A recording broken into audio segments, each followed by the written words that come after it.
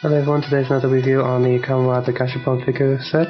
This time it's Amazon set, and this one's released in the year 2000, so just after the Black and Shadow Moon set. And yeah, so on this sheet, you get a picture of all the figures. You got Amazon, Mole Mutant, the 10-head demon, Kuuga, Blue, is that Pegasus form? A Kuuga villain and a Shocker villain. And about you got safety, and warnings, and some sort of registration thing. Whatever. So let's look at the figures. So let's get the not so interesting ones out of the way first, in my opinion. First is this Shocker. Oh no, it's not Shocker. What am I talking about? I think it's Amazon villain. They look also the same. No, it's just Shocker about. He again, the plastic is slightly harder than the black set because it's newer, I guess. Not as flimsy, but it uses the same sort of leg pieces to hold them up. This guy has like a little weird arm tentacle thing from his body, and those are sockets, but I won't worry that I will break them. They're not that soft. The moldings there, the painting looks authentic. Hidden channel on his leg there. The back's also painted. There's not much to say about him. He looks like what he should look like, so that's a good thing, I guess. His boots are shiny too.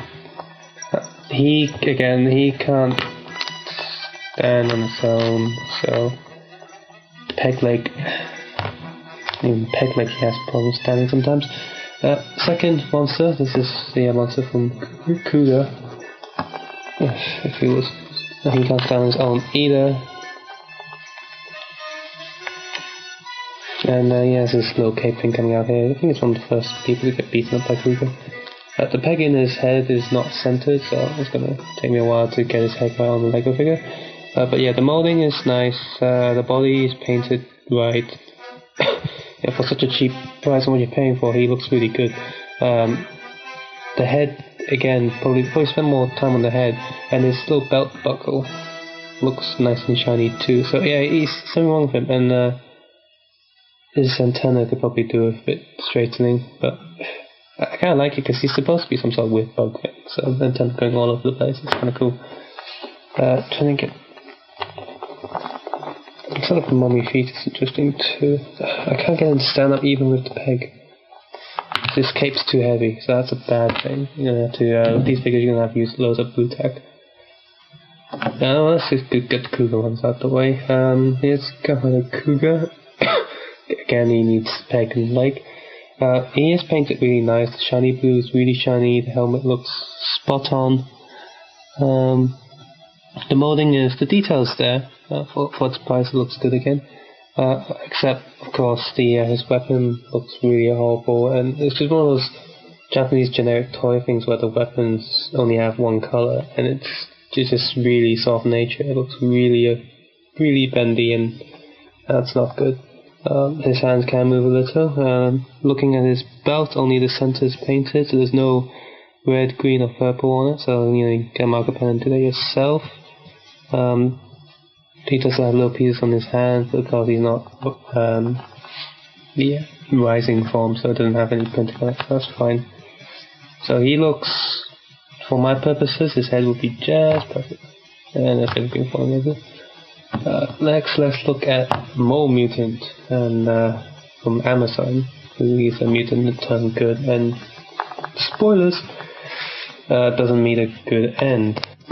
I really like his character. He's cool.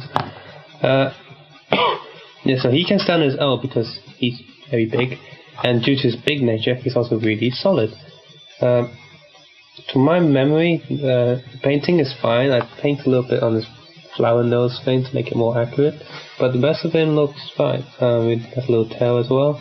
The molding feels right. All of these have that sort of show a costume feel to them. They're not smooth, they're very rough. Just like the costumes, these toys are also very rough, so that's kind of cool. His little hands, one of his hands can turn. He's got these little arm, shoulder, paw things they can turn too, because it's just a little peg. His head is like this, it's like a reverse peg, so I'm gonna have to cut that a lot and just then drill holes through it. And his head might be a bit big for a Lego figure, but his head's supposed to be big, so that's fine. So he's one of the best figures in this set.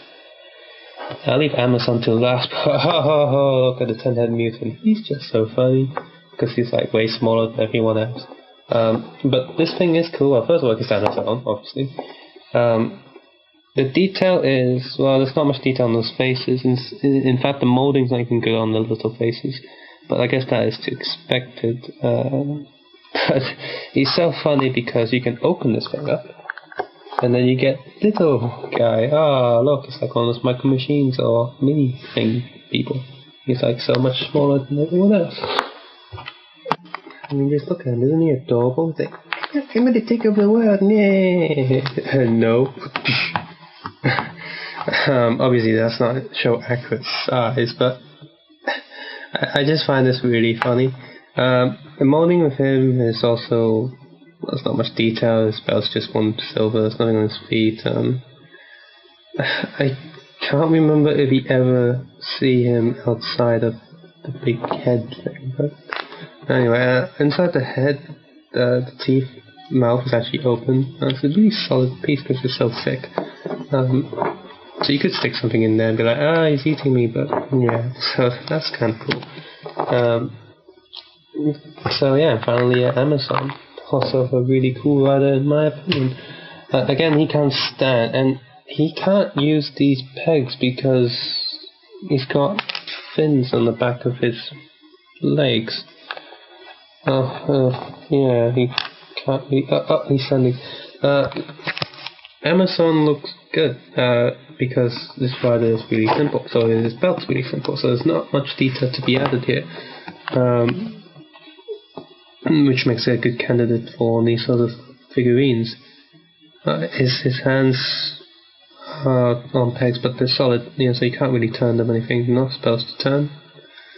But yeah, Amazon's painting looks good. His helmet's all painted. His helmet's not even painted, it's actually got molded lines into it, so that's a plus. And his body is also painted and molded, and he's got all the scales and fins all over him, as he should do. And the color's spot on, so he's good. So yeah, these figures, well, you get more heroes here than the black set. I won't. They're both kind of similar. I won't say one's better than the other. They're just equally as good or bad, depending on how you see it. The downside is the more figures in this set don't stand upright. So get yourself a load of blue tack and blue tack all of them down. I don't know what brand this is called. HG. So it's not DG, it's HG. So it's HD figures. The same size as digital grey ones, and the painting and molding is fine for such a cheap price, because they're supposed to be 200 yen each, officially, originally when it came out, and of course these are quite old, so if you can pick one of these up, I would. If you're an Amazon fan, this is great, because I don't think there are any other Amazon mini figurines yet, and if there's also a good chance to actually get some villains as well, like the other set, the black set, because the villain figurines are more rare than heroes because for some reason nobody likes them. Well, because they're villains, but in American or Western culture you get villain action figures so you can fight the good guys. Over in Asia it's more like just loads of good guys on display, no bad guys to fight. So anyway, for such a cheap price of about £8, this is like really great, plus postage. So yeah, for my purposes to make little Lego figures, this would be fine. The heads are right. I won't let that because he's a cool size. So yeah, if you know any basics of marker pen or painting skills, definitely get these. You can improve on whatever you think's missing. These plastics are slightly less soft than the earlier ones, like the black ones, in my opinion. So yeah, check out my Facebook. Check out my website, Facebook, eBay site, and have a nice day. See ya. So first of all, like I said, he's just going to stay the same, so I just put him to the side. And then you have this guy, again with printable water slide decals, spraying it, and then do quite a good job there, peeling a little bit. Then I got a marker pen and painted one side, just like his body would look like that.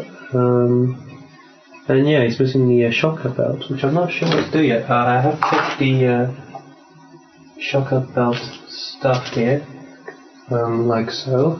So I'm gonna probably cut that and glue it on. Like super glue. So yeah, there he is. And then next you have the Kuuga enemy. I've given him his little cape thing using that Lego that's already printed with some sort of I can't remember what it is. Just that's how it looks. Yeah, I gave him the build that thing. I should have done with the other one. Here's Kuuga holding the staff. I've made it a double-ended one because his head is the same head as the rising rising dragon. Yeah, this is Dragon Ball. I just cut another staff, put some glue there, and more glue, so it's a little bit like soft there, but it's okay. It sticks in there. Just get a blue marker pen and then put some glue on it. The Mole Kajin, which I have to redo because his head's far too big. I need to cut his head smaller and drill it again. And then finally you have Amazon. Cut the geeky bracelet off the arm and stuck it in there, which just so happens to fit. More like a wristwatch than thing on the arm. And I've got a red marker pen and drawn around his body. Cut that short, glued it on his back. So she glued on really tight. That's good. Amazon is looking up a little bit. And yeah, I think I've done an okay job there. That's all of them. Okay.